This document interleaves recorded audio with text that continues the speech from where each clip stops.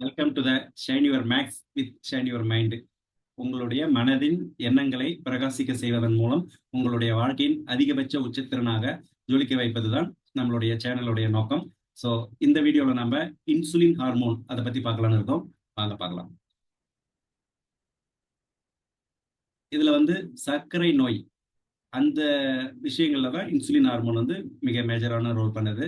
அதில் தான் ஹீரோவா செயல்படுது. அதை தட்டி எழுப்பணும் அப்படின்ற கான்செப்ட் தான் இந்த வீடியோவுடைய நோக்கம். ஸோ சாப்பிட்டதும் கண்ணை கட்டுதா, சூப்பர் ஹீரோ தூங்கிட்டு இருக்க, தட்டி எழுப்புங்க அப்படின்னு சொல்றது. இந்த சர்க்கரை வியாதின்றது உலகத்துல 130, இந்தியாவில் 130 crore பீப்புள்ஸ் இருக்காங்க. அதுல 10 கோடி பேருக்கு மேல டயபெட்டிக்ல இருக்காங்க, இன்சுலின் எடுத்துக்கிற நிலைமையில இருக்காங்க. ஸோ உலகத்திலேயே ஹையஸ்ட் டயபெட்டிக் பீப்புள் இந்த வேர்ல்டு அப்படின்ற மாதிரி சொல்லியிருக்காங்க. ஈவன் கார்டியா டயபெட்டிக்ல இந்த உலகத்துல நாம தான் அதிகபட்ச மக்கள் பாதிக்கப்பட்டதா இருக்கிறோம். ஏற்கனவே 10 கோடிக்கு மேல இன்சுலின் கட்டாய இன்சுலின் எடுக்க வேண்டிய சர்க்கரை வியாதிக்காரர்களா இருக்காங்க. இன்னும் 13 கோடியே 60 லட்சம் பேர் ப்ரீ கண்டிஷன்ஸ்ல இருக்காங்க. அவங்களுக்கும் டயபெட்டிக் சீக்கிரமா வருவதற்கான சூழல்ல வாழ்ந்துகிட்டு இருக்கோம். ஸோ அவங்களுடைய லைஃப் ஸ்டைல் மாடிஃபிகேஷன் சரியா பண்ணலைன்னா கம்பல்சரி அவங்களும் கட்டாயமா இன்சுலின் வெளியில இருந்து எடுத்துக்க வேண்டியதா இருக்கும். இந்த இன்சுலின்ல என்ன, இந்த ஹார்மோன் பத்தின விஷயங்களை தான் பார்க்க வரோம். பட் மிக மேஜரான த்ரெட்னிங் கண்டிஷனான இந்த டயபெட்டிக்ன்றது நடுத்தர வயதுல மிகப்பெரிய அளவுல ஒரு ரோல் பண்ணுது.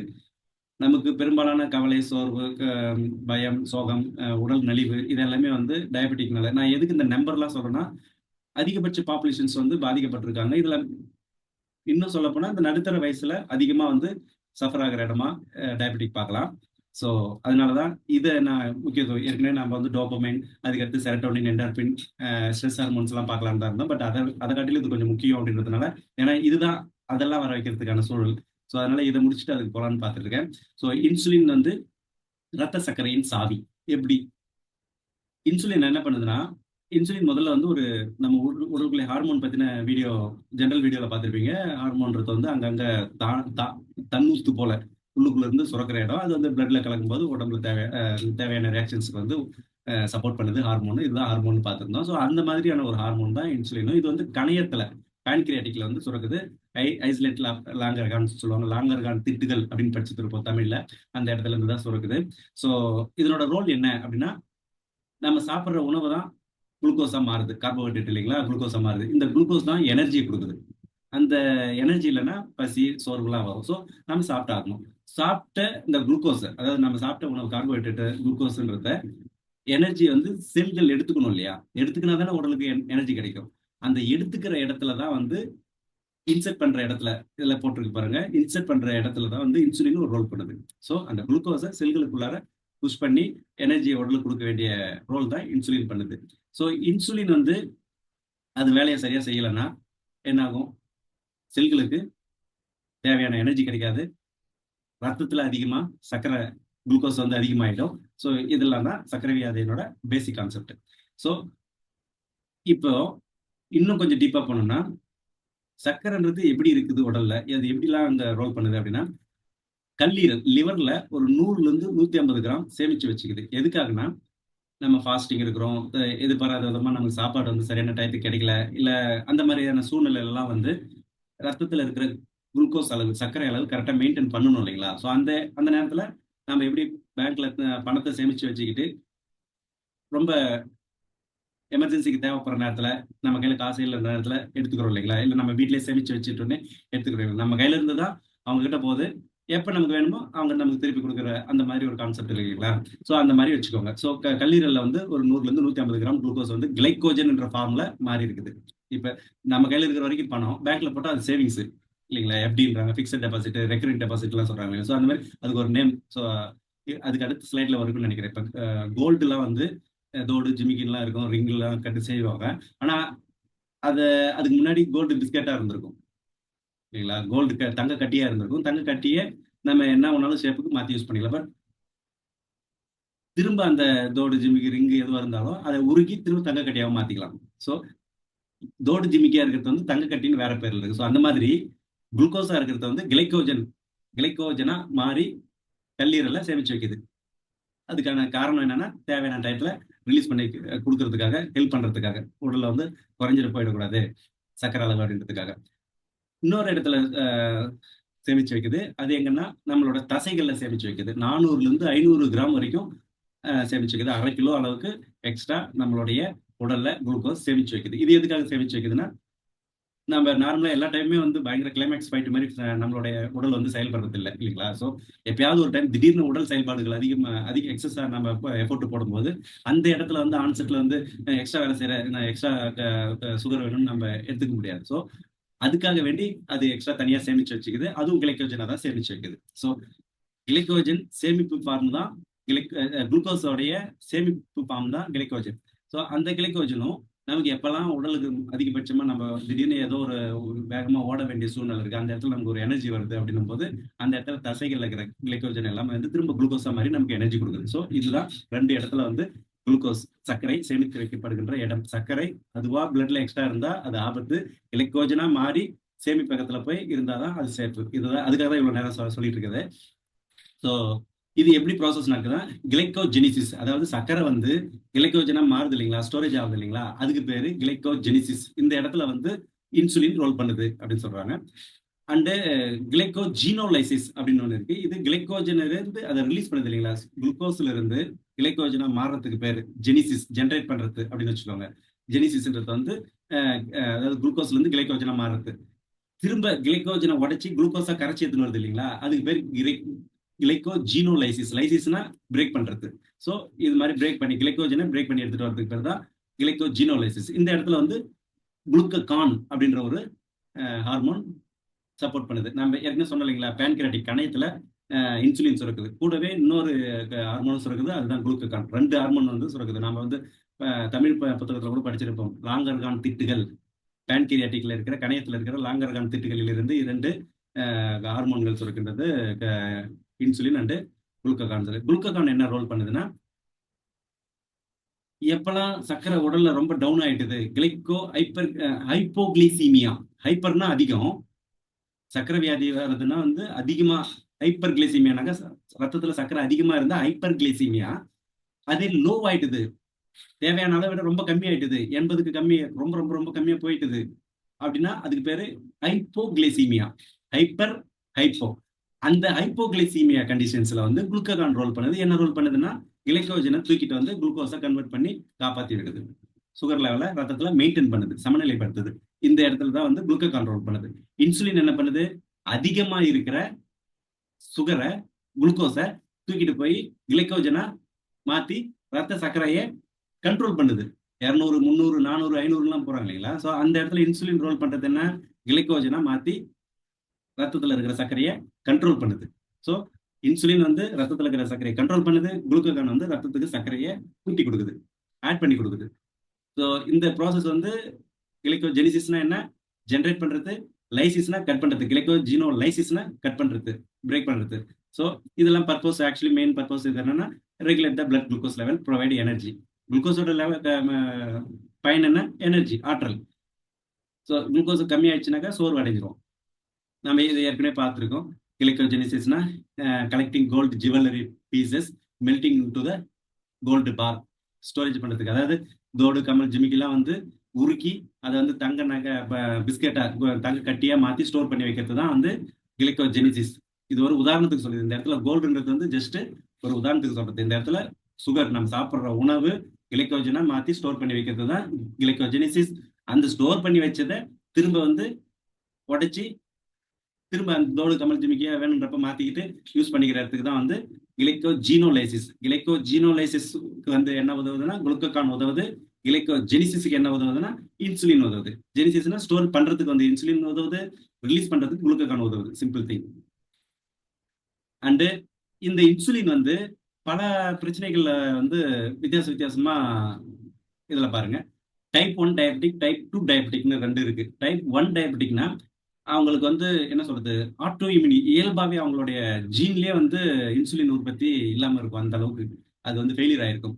அது வந்து குழந்தைகள்ல இருந்து இளைஞர்கள் இருந்து எல்லாருமே பாதிக்கப்பட்டிருப்பாங்க. இது நல்லா ஞாபகம் வச்சுக்கோங்க. டைப் 1, டைப் 2ன்றது மிகப்பெரிய வித்தியாசம் இருக்கு. அது வந்து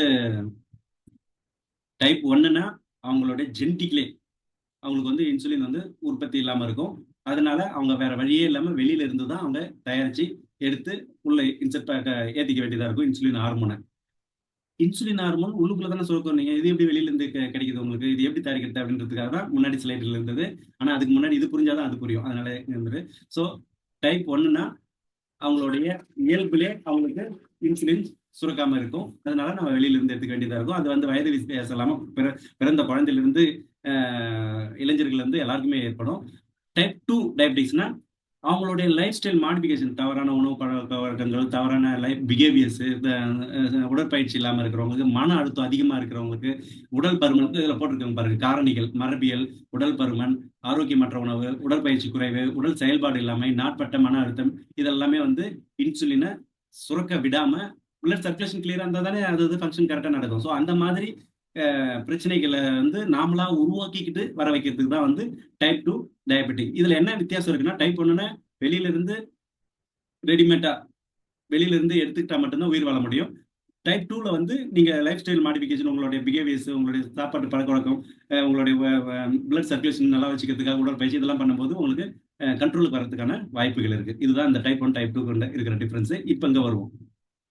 எப்படி கணையத்துல ஐசோலேட் லாங்கர் கன்ல வந்து சுரக்கிற இன்சுலினை வெளியில இருந்து எங்க இருந்து கொடுக்க முடியும் அப்படின்னா, இங்கதான் வந்து நம்ம பயிர்கள்லாம் வந்து நிறைய நாட்டு விதைகள்லாம் இருக்கும். இப்ப ரீசெண்ட் டேஸ்ல வந்து நம்ம என்ன சொல்றது, டிஎன்ஏ டெக்னாலஜி மூலயமா அது வந்து நிறைய வெரைட்டிஸ் எல்லாம் புதுசு புதுசா கண்டுபிடிச்சிருக்காங்க இல்லைங்களா, ஜெனடிக் இன்ஜினியரிங் மூலமா.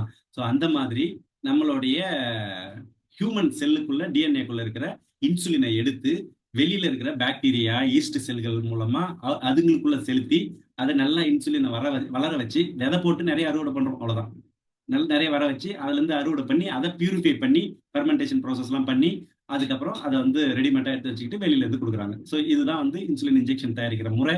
அதுதான், அதனாலதான் மார்க்கெட்ல இன்ஜெக்ஷன் வெளியில இருந்து கிடைக்குது, அதை யூஸ் பண்றாங்க எல்லாருமே. ஸோ கிளைகோஜெனிசிஸ்ல இன்சுலினோட பங்கு என்ன அப்படின்னு நம்ம ஏற்கனவே பார்த்துருக்கோம். நான் வந்து ஜென்ரலா இதுக்கு வந்து இன்சுலின் வந்து செல்களுக்குள்ளார போறதுக்கு வந்து உபயோகப்படுது. இன்சுலின் அந்த ரோல் பண்ணுது ஆற்றலை வந்து செலுத்துறதுக்காக, செல்களுக்கு ஆற்றலை ப்ரொவைட் பண்ணணும்னாக்கா இன்சுலின் ஒரு ரோல் பண்ணுது. எக்ஸ்ட்ரா இருக்கிற சர்க்கரை எல்லாம் வந்து எடுத்துட்டு போய் லிவர்ல வந்து சேமிச்சு வைக்கிறதுக்கு, கிளைக்கோஜனை சேமிச்சு வைக்கிறதுக்கு இன்சுலின் ரோல் பண்ணுது. இதெல்லாம் நாம் சொல்லியிருந்தோம். ஸோ இது இந்த அளவுக்கு புரிஞ்சுக்கினா போதும். இதுல வந்து கிளைக்கோஜன் சிந்தேசை, அது ஒரு என்சைமை வந்து செயல்படுத்துவதன் மூலம் கிளைக்கோஜன் கிரியேட் பண்ணுது.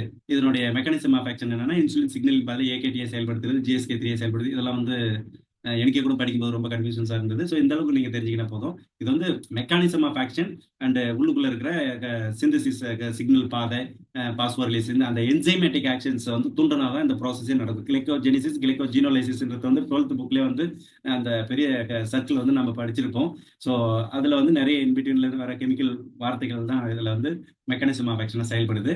ஸோ அடுத்தது, இந்த டயபெட்டிக்கை வந்து கண்ட்ரோல் பண்ணல, கேர்லெஸ்ஸா விட்டுட்டோம் அப்படின்னா என்னென்னலாம் பிரச்சனை வரும் அப்படின்னா, நரம்புகளை சேதப்படுத்துகிறது, ஹார்ட் அட்டாக் வரும், பக்கவாத அபாயம் வரும், கிட்னி ஸ்பாயில் ஆயிடும், கிட்னி ஃபெயிலியர் ஆயிடும், கண்கள் பாதிக்கப்படும், பார்வை இழப்பு ஏற்படும், நரம்பு பாதிக்கப்படும், உணர்வின்மை வரும், வலி வரும், பாத பிரச்சனைகள், புண்கள், அந்த மாதிரிலாம் நிறைய வரும். அது உலகத்துல வந்து ரொம்ப கிராமங்கள்ல கூட அதிகமா பேசப்படுற வியாதி தான். அதுல என்னென்னலாம் பிரச்சனை வரும்னு உங்களுக்கு தெரியும். பட் சிலருக்கு வந்து அது ரொம்ப கேஷுவலா எடுத்துப்பாங்க. அதனால கிட்னி பிரச்சனையாகும், அதனால பிபி ரைஸ் ஆகும்.